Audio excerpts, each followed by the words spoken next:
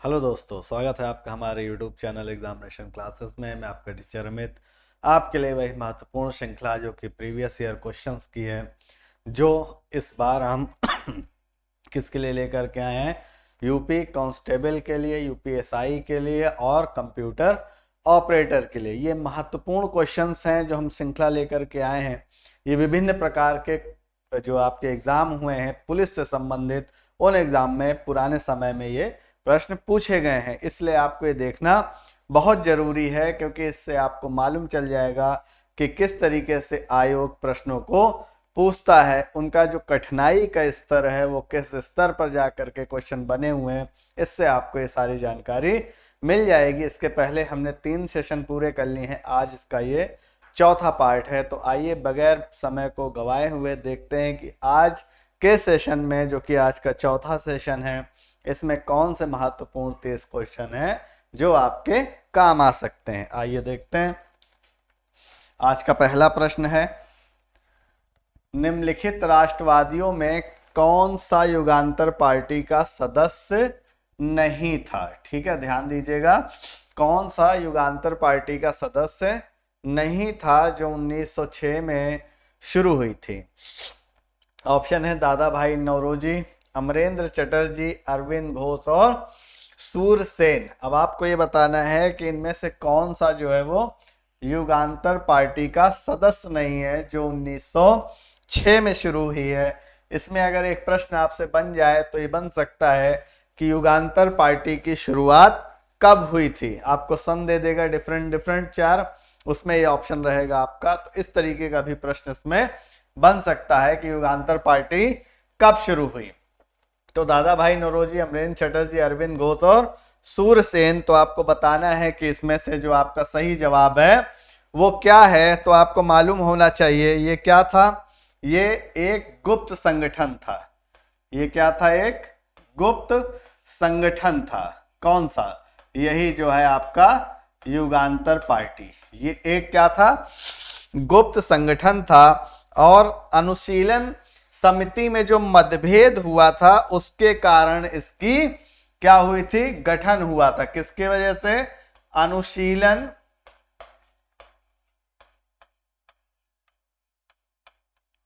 अनुशीलन party में क्या हो गया था? मतभेद हो गया था। क्या हो गया था? मतभेद हो गया था, जिसकी वजह से 1906 में क्या हुआ था? युगांतर पार्टी का गठन हुआ था। ठीक है, किसकी वजह से आपसे पूछ ले कि युगांतर पार्टी के गठन का मुख्य कारण क्या था, तो अनुशीलन पार्टी में मतभेद की वजह से ये शुरू हुआ था। और दूसरी चीज क्या है इसमें कि दादा भाई नौरोजी जो थे, दादा भाई नौरोजी जो थे वो इस पार्टी के सदस्य नहीं थे। ठीक है, युगांतर पार्टी के सदस्य कौन नहीं था? तो दादा भाई नौरोजी नहीं थे। ठीक, अगला देखिए, 1946 में निम्नलिखित में से किस भारतीय राज्य में एक महत्वपूर्ण किसान आंदोलन तेभागा आंदोलन शुरू हुआ था। ठीक है, अब इसमें इसका तो आंसर इसमें है, लेकिन आपसे पूछा जा सकता है कि तेभागा आंदोलन किस चीज से संबंधित है। तेभागा आंदोलन किस चीज से संबंधित है? तो आपको ये मालूम चल गया कि तेभागा आंदोलन जो था वो क्या था? एक किसान आंदोलन था। और कहां पर किया गया था? सिंध में, असम में, बंगाल में या फिर पंजाब में। ये 4 राज्य हैं जिसके आपको बताना है कि इनमें कहां पर ये तेभागा आंदोलन शुरू हुआ था। ठीक है, तो ये कब हुआ था? महत्वपूर्ण बात यह है कि तेभागा आंदोलन जो है वो कब हुआ था, ये आपको जानना जरूरी है। तो ये 1946 और 47 में। ठीक है, कब हुआ था? 1946 और 47 में शुरू किया गया था। और कहां शुरू किया गया था? ये शुरू किया गया था बंगाल में। ठीक है, कहां शुरू किया गया था? ये बंगाल में शुरू किया गया था तेभागा आंदोलन। अगला, निम्नलिखित में से भारत के लिए यूनाइटेड किंगडम कैबिनेट मिशन 1946 के सदस्य कौन थे? पैथिक लॉरेंस, स्टेफोर्ड क्रिप्स, एवी अलेक्जेंडर। इसमें आपको बताना है कि जब ये 1946 में कैबिनेट मिशन का इसमें सदस्य कौन थे, तो आपके पैथिक लॉरेंस, स्टेफोर्ड क्रिप्स या फिर एवी एलेक्जेंडर। तो इसके सदस्य जो थे वो कौन थे, वो तीनों थे, तीनों इसके सदस्य थे। तो जहां पे तीनों ऑप्शन मिल जाए वही सही है, ठीक है, तीनों इसके सदस्य थे। नेक्स्ट, निम्नलिखित में से किस दिन खिलाफत दिवस मनाया जाता है, किस दिन खिलाफत दिवस मनाया जाता है? ऑप्शन है 13 अप्रैल 1919, 17 अक्टूबर 1919, 23 नवंबर 1919 या फिर 7 मई 1919। इसमें से आपको बताना है कि खिलाफत दिवस कब मनाया जाता है, ठीक है। तो मुख्य रूप से कब मनाया जाता है आपको पता है, ये मनाया जाता है 17 अक्टूबर 1919 को। कब मनाया जाता है? 17 अक्टूबर 1919 को। ये किसके द्वारा, ये एक तरीके का कैसा आंदोलन था, ये एक तरीके का धार्मिक राजनीतिक आंदोलन था। ये कैसा आंदोलन था? धार्मिक राजनीतिक आंदोलन था ये एक तरीके का, ठीक है। किसके द्वारा चलाया गया था? मुस्लिम्स के द्वारा चलाया गया था, ठीक है। किसके द्वारा चलाया गया था? मुस्लिम्स के द्वारा चलाया गया था। एक तरीके का धार्मिक राजनीतिक आंदोलन था जिसका नाम था खिलाफत आंदोलन, ठीक है। इंडियन नेशनल आर्मी INA मुकदमे जो डैश के रूप में भी लोकप्रिय है, नवंबर 1945 और मई 1946 के बीच के कई अधिकारियों के कोर्ट मार्शल द्वारा ब्रिटिश भारतीय मुकदमे थे। ये किसके द्वारा थे? जो कहां पर? लाल किला मुकदमे, आजाद हिंद मुकदमे, देशभक्त मुकदमे या फिर रंगून मुकदमे। इसमें आपको बताना है कि इसमें से कौन सा मुकदमा है, ठीक है। ये कब था? ये 45-46 में था, ठीक है। कब था? 45-46 में। तो ये था लाल किला मुकदमे, लाल किला मुकदमे थे, ठीक है, समझ गए। अगला, अधिकृत रूप से स्वतंत्रता की घोषणा करते हुए भारतीय राष्ट्रीय कांग्रेस ने कौन सी तारीख को स्वतंत्रता दिवस घोषित किया? किसने? भारतीय राष्ट्रीय कांग्रेस ने अधिकृत रूप से स्वतंत्रता की घोषणा करते हुए कौन सी तारीख को स्वतंत्रता दिवस घोषित किया? 26 जनवरी 1930, 26 जनवरी 1950 या 19 दिसंबर 1929 या फिर 15 अगस्त 1947 को, ठीक है। ये आपको बताना है कि कब घोषित किया गया था, ठीक। तो ये कब किया गया था? ये किया गया था 26 जनवरी 1930 को। किसके द्वारा? जवाहरलाल नेहरू की अध्यक्षता में, ठीक है। जवाहरलाल नेहरू की अध्यक्षता में ये शुरू किया गया था, ठीक है। जवाहरलाल नेहरू की अध्यक्षता में ये शुरू किया गया था। कब? ये एक अधिवेशन था 31 दिसंबर 1929 को रावी नदी के तट पर, रावी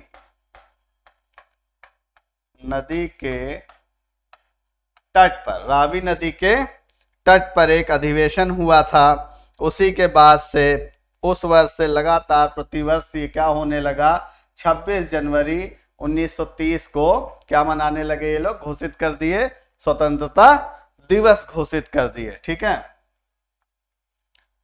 किस देश से सुभाष चंद्र बोस अंग्रेजों के खिलाफ मदद लेने गए? फ्रांस, चीन, जर्मनी या फिर अमेरिका। किस देश से उन्होंने मदद ली थी? तो आपके पास चारों ऑप्शन है, फ्रांस, चीन, जर्मनी और अमेरिका। आपको बताना है कि किस देश से मदद लेने गए थे।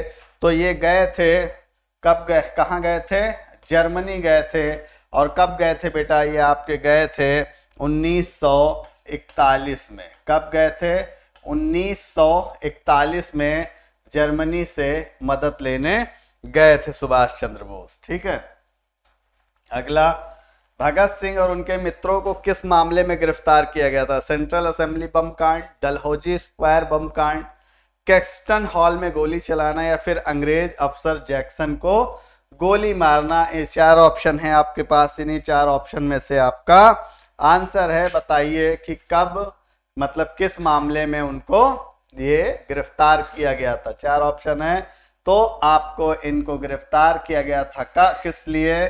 सेंट्रल असेंबली बम कांड में। ठीक है, ये कब किया था, किसके अदालत में चला था? ये लियोनफोर्ड मेंटल की अदालत में ये चला था। उसके बाद में ये इनको ये घोषित किया गया, गिरफ्तार किया गया, इनको मतलब दोषी पाया गया।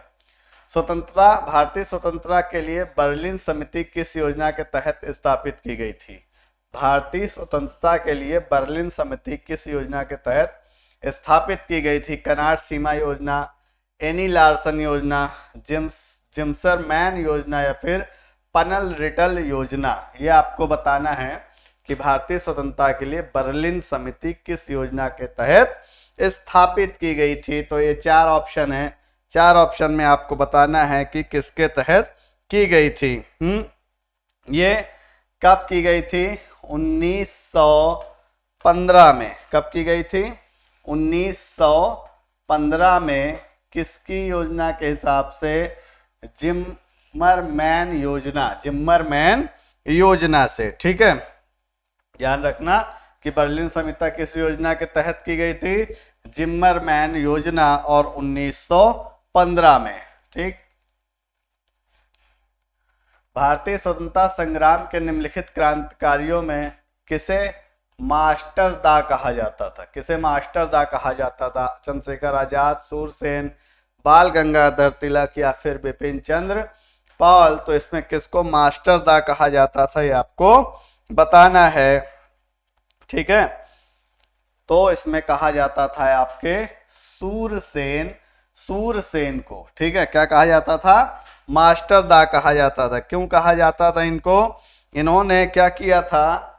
23 दिसंबर 1923 को क्या किया था? चटगांव, चटगांव में क्या किया था? चटगांव में असम बंगाल, असम बंगाल ट्रेजरी ऑफिस को लूटा। ट्रेजरी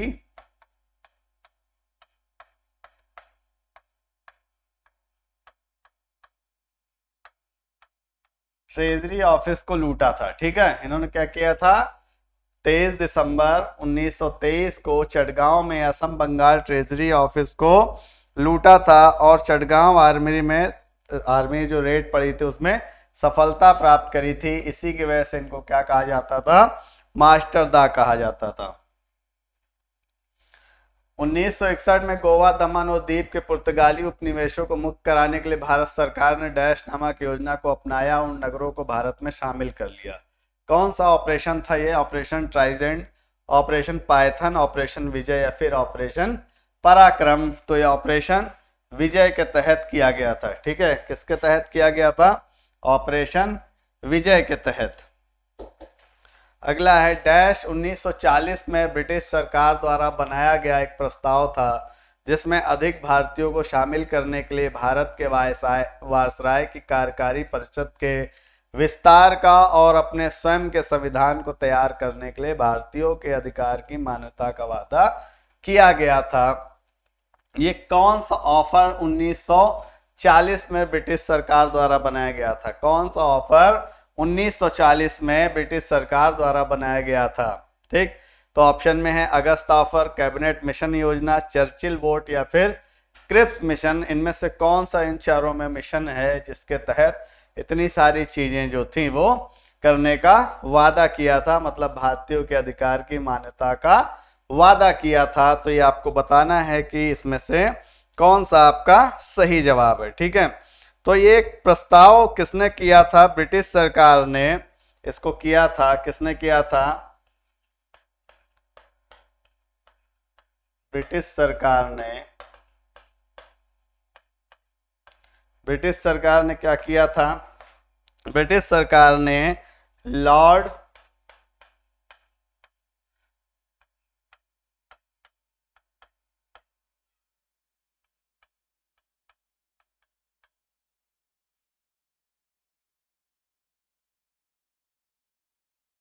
लॉर्ड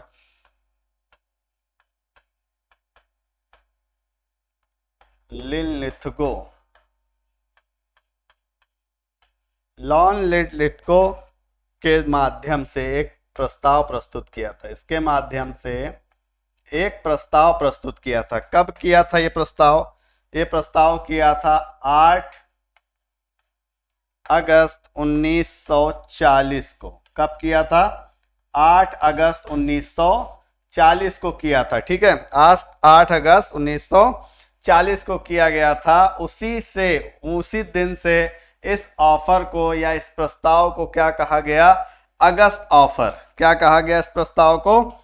अगस्त ऑफर कहा गया। किसके द्वारा? ब्रिटिश सरकार ने लॉर्ड लिथगो को इसके माध्यम से एक प्रस्ताव प्रस्तुत किया गया था, जो 8 अगस्त 1940 को प्रस्तुत किया गया था। उसके बाद ये सारी चीजें उसमें कही गई और इसको क्या कहा गया? अगस्त ऑफर के नाम से जानने लगे।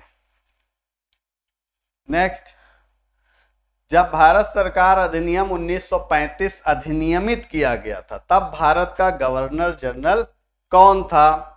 जब 1935 वाला अधिनियम था, जो भारत सरकार अधिनियम कहलाया, जब उसको गवर्न किया गया, जब उसको रूल्ड किया गया या अधिनियमित किया गया, तब भारत का गवर्नर जनरल कौन था? लॉर्ड वेस्ले था, लॉर्ड रीडिंग था, लॉर्ड विलिंगटन था या फिर लॉर्ड वावेल था? ये आपको बताना है कि जब ये गवर्न किया गया या जब ये अधिनियमित किया गया, तब उस वक्त आपका गवर्नर जनरल कौन था। ठीक है, तो उस वक्त जो गवर्नर जनरल था वो आपका कौन था? लॉर्ड विलिंगटन था। और लॉर्ड विलिंगटन का जो कार्यकाल था वो कब से कब तक था? 1931 से लेकर 1936 ईस्वी तक। कब तक था इसका कार्यकाल? 1931 से लेकर 1936 तक था। इसी के समय में ही जो आपका द्वितीय गोलमेज आंदोलन 1931 हुआ था। द्वितीय गोलमेज आंदोलन जो हुआ था वो इसी की समय में, इसी के कार्यकाल में हुआ था।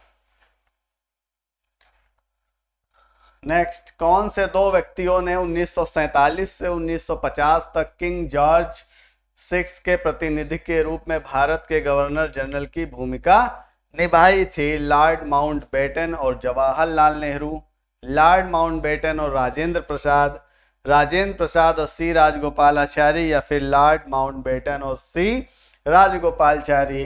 कौन से ऐसे दो व्यक्ति थे जो 1947 से 1950 तक किंग जॉर्ज 6 की प्रतिनिधि के रूप में भारत के गवर्नर जनरल की भूमिका निभाई थी? तो आप सब अच्छे से जानते हैं कि ये दो व्यक्ति कौन थे। ये थे लॉर्ड माउंटबेटन और सी राजगोपालाचारी। ठीक है, इन दो लोगों ने ये काम किया था। तो लॉर्ड माउंटबेटन कब से कब? 1947 से 1948, ये जून तक की बात है, ये जून तक। ठीक है, 1947 से 1948। और उसके बाद जो है सी राजगोपालाचारी ने कब तक किया था? 1947 से 1950 तक। ठीक, लॉर्ड माउंटबेटन ने कब से कब किया था? 1947 से 1948। और जो ये राजगोपालाचारी थे कब से कब थे? 1947 टू 1950। निम्न में से किस स्वतंत्रता सेनानी के खिलाफ केंद्रीय विधानसभा बम मामला 1929 दायर किया गया था? किस स्वतंत्रता सेनानी के खिलाफ ये जो था केंद्रीय विधानसभा बम मामला 1929 दायर किया गया था? राजगुरु, बटुकेश्वर दत्त, सुखदेव या फिर चंद्रशेखर आजाद? ये आपको बताना है। ये हुआ क्या था? जो पब्लिक सेफ्टी बिल आया था, क्या आया था? Public safety bill. Public safety bill जो आया था, इसके तहत ही ये जो हुआ था सारी कुछ 8 अप्रैल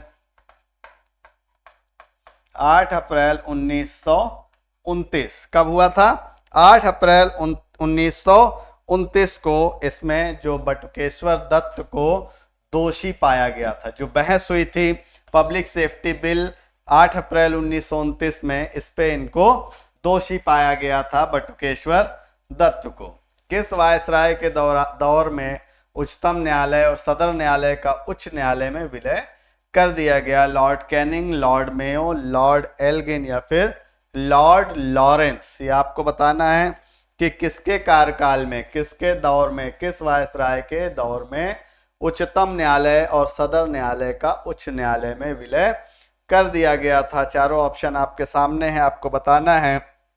तो इसमें क्या था? लॉर्ड कैनिंग, इसने एक अधिनियम बनाया। क्या बनाया? एक अधिनियम बनाया जिसके तहत ये काम किया गया। एक अधिनियम बनाया जिसके तहत इस काम को किया गया और इसका नाम था उच्च न्यायालय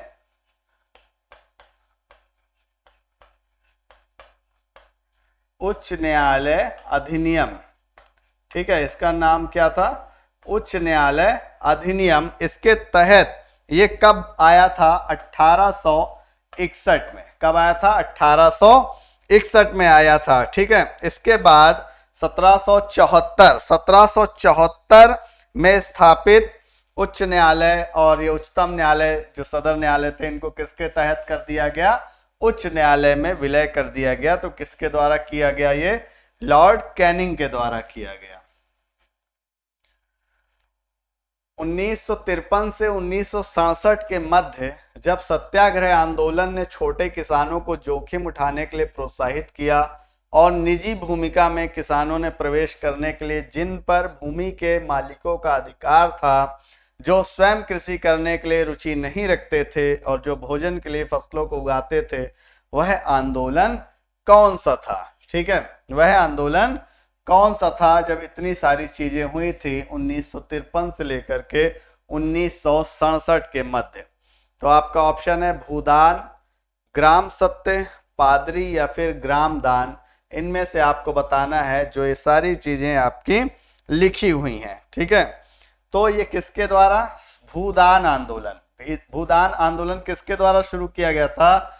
विनोबा भावे के द्वारा। किसके द्वारा शुरू किया गया था? ये विनोबा भावे के द्वारा शुरू किया गया था ये आंदोलन। और कब शुरू किया गया था? ये 1951 में शुरू किया गया था। कब शुरू किया गया था? 1951 में शुरू किया गया था। भारत छोड़ो आंदोलन की रानी किसे कहा जाता है? भारत छोड़ो आंदोलन की रानी किसे कहा जाता है? मैडम कामा, अरुणा आसफ अली, सुचेता कृपलानी या फिर सरोजनी नायडू। ये आपको बताना है कि भारत छोड़ो आंदोलन की रानी किसे कहा जाता है, ये आपको बताना है। तो इसमें सबसे बड़ी क्या थी? इनका नाम है अरुणा आसफ अली। कौन है? अरुणा आसफ अली। क्यों फेमस हो गई? ये एक स्वतंत्रता सेनानी थी। ये क्या थी? एक स्वतंत्रता सेनानी थी। इन्होंने क्या किया था? 1942 में जो भारत छोड़ो आंदोलन था उसके दौरान क्या किया था? ग्वालियर टैंक मैदान में राष्ट्रीय ध्वज फैला दिया गया था। इनके द्वारा 1942 में क्या किया गया था? राष्ट्रीय ध्वज फहरा करके इस आंदोलन की शुरुआत की थी, या स्वतंत्रता की जो आंदोलन चालू हो गए थे उस वक्त उसकी शुरुआत करी थी। इसीलिए इन्हें क्या कहा जाता है? रानी कहा जाता आंदोलन की। ऐसा माना जाता है कि भूदान आंदोलन जब शुरू हुआ तब विनोबा भावे भूमिहीन हरिजनों की समस्याओं को संबोधित करने के लिए कौन से राज्य के गांव में पहुंचे थे? महाराष्ट्र, गुजरात, तेलंगाना या फिर मध्य प्रदेश। तो कौन से गांव में ये पहुंचे थे जब इसकी शुरुआत करी थी? तो इनको जब विचार क्या आया था, मैंने बताया कि 1951 में इनको ये भूदान का विचार आया। ठीक है, उसके बाद ये सबसे पहले कहां पहुंचे? ये पहुंचे आपके तेलंगाना राज्य में। कहां पहुंचे?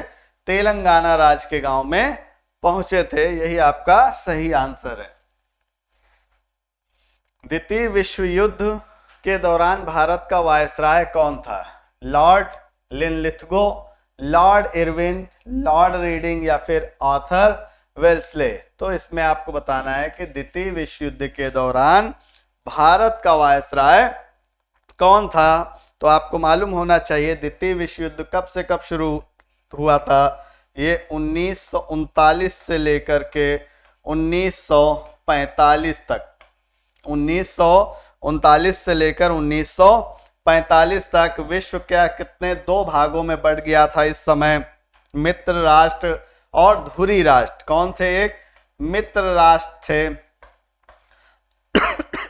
और एक धुरी राष्ट्र थे। ठीक है, तो इन दो लोगों में क्या था, दुनिया जो थी वो बट गई थी।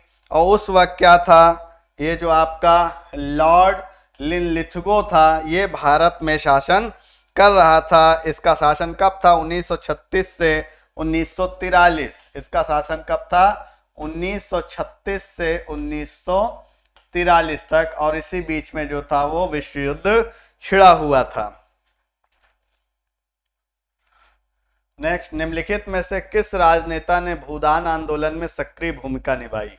देवीलाल, एमजी रामचंद्रन, जयप्रकाश नारायण या बीजू पटनायक। तो किस राजनेता ने इसमें, आपको पता है कि 1951 में इसकी शुरुआत विनोबा भावे के द्वारा करी गई।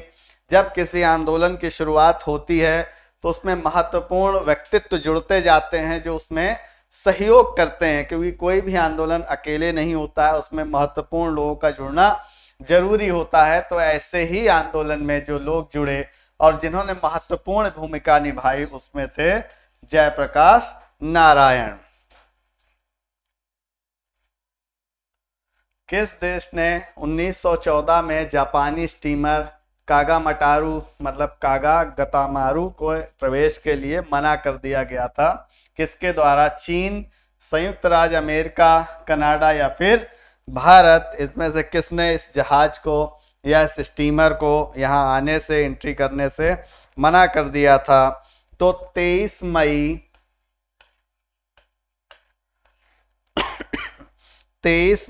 1914 23 मई 1914 को इस जहाज को कहां से?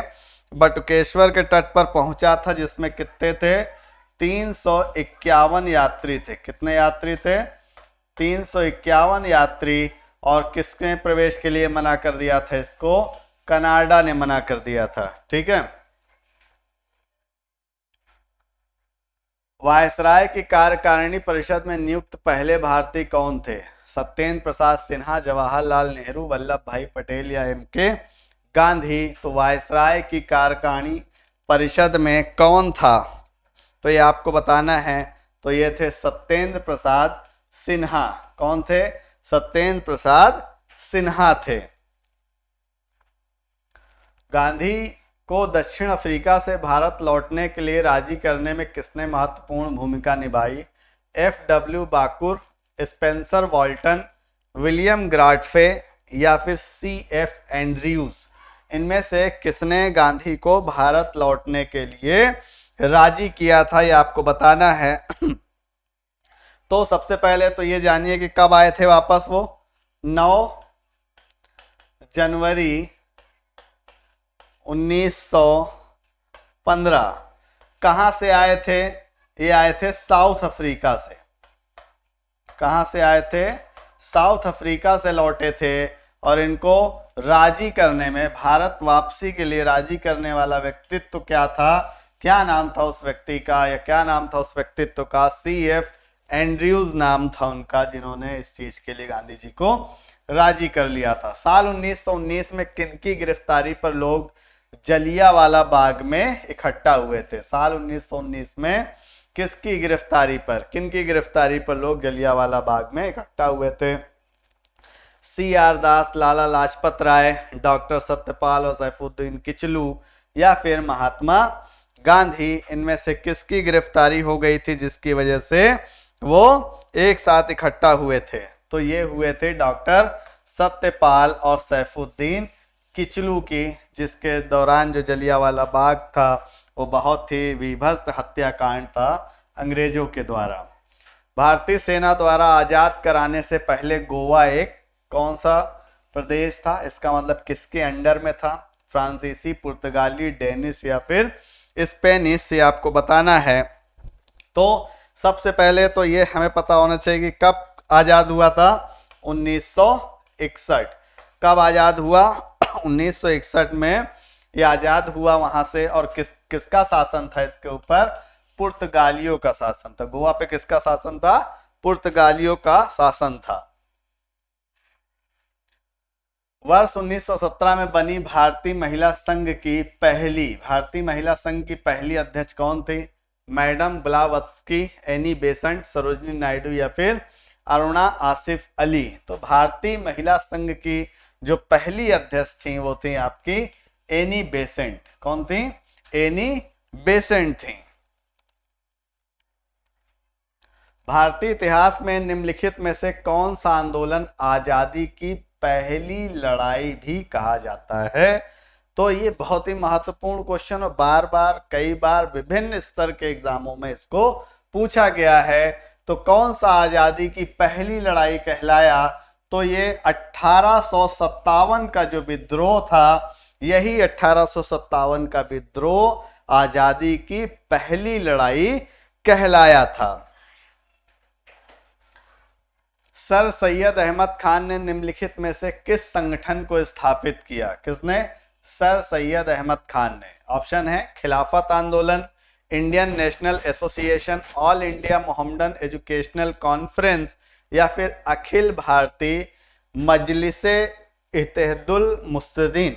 इनमें से चारों में से किसको इन्होंने क्या किया था? संगठन को स्थापित किया था। 1900 किस सेशन में किया था? ये 134वां क्वेश्चन है आपका कि कब किया था इन्होंने? सैयद अहमद खान ने।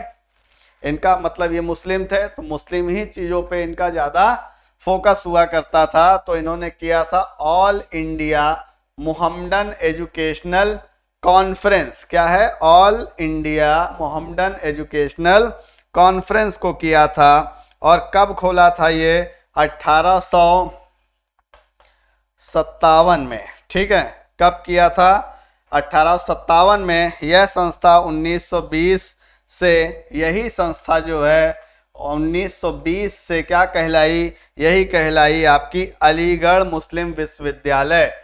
जो आप जानते हैं अलीगढ़ मुस्लिम विश्वविद्यालय जो है आपका AMU के नाम से इसका शॉर्ट फॉर्म है। यही जो एजुकेशनल कॉन्फ्रेंस था, all India Mohammedan educational conference, जब 1857 में खुला, उसके बाद 1920 में इसका नाम बदल करके क्या रख दिया गया? अलीगढ़ मुस्लिम यूनिवर्सिटी।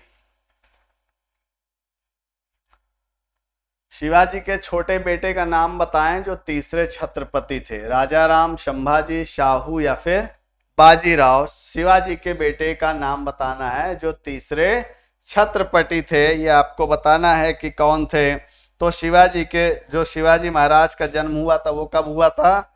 19 फरवरी 1627 को। कब हुआ था? और इनकी मृत्यु कब हुई थी? 3 अप्रैल।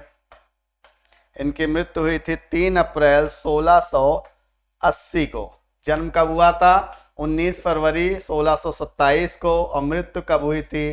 3 अप्रैल 1680 को। ठीक है। शिवाजी महाराज के 2 बेटे थे। इनके कितने बेटे थे? 2 बेटे थे। शिवाजी महाराज के 2 बेटे थे। और इनकी बेटियां कितनी थी? 6 बेटियां थी। 6 बेटियां। ठीक है। तो तीसरे नंबर वाले कौन थे? वो थे राजाराम। कौन थे? राजाराम। काकोरी रेलगाड़ी लूटपाट की योजना राम प्रसाद बिस्मिल और डैश ने की थी। और किसने की थी? खुदीराम बोस, शिवराम राजगुरु, अशफाकुल्ला खान या फिर यतीन्द्रनाथ दास। जो काकोरी कांड हुआ था इसमें क्या था? ये हुआ कब था? ये हुआ था 9 अगस्त 1925। कब हुआ था? 9 अगस्त 1925 को लखनऊ जिले के काकोरी में। ठीक है। ये काकोरी कहां पड़ता है? लखनऊ जिले के। ठीक है। तो इसमें थे कौन इनके साथ? तो इनके साथ थे अशफाकुल्ला खान। तो ये थे आज के सेशन के आपके महत्वपूर्ण 30 क्वेश्चन। जो विभिन्न प्रकार से आपकी सहायता करेंगे एग्जाम पैटर्न को समझने में, एग्जाम के जो लेवल ऑफ क्वेश्चन है, जो स्तर है उसको समझने में। ये क्वेश्चन आपकी बहुत मदद करेंगे। इसका चौथा सेशन था। हमें उम्मीद है कि आपको सेशन पसंद आया होगा। जो भी हमारे प्रयास हैं, जो भी हमारे कंटेंट हैं आपके लिए, उसके लिए आपको, अगर आप पसंद करते हैं तो हमें ज़्यादा से ज़्यादा पॉजिटिव फीडबैक दीजिए। ज़्यादा से ज़्यादा अपने दोस्तों, रिश्तेदारों, मिलने जुलने वालों में हमारे चैनल को शेयर कीजिए, लाइक कीजिए, सब्सक्राइब कीजिए। आपका दिन शुभ हो। Thank you.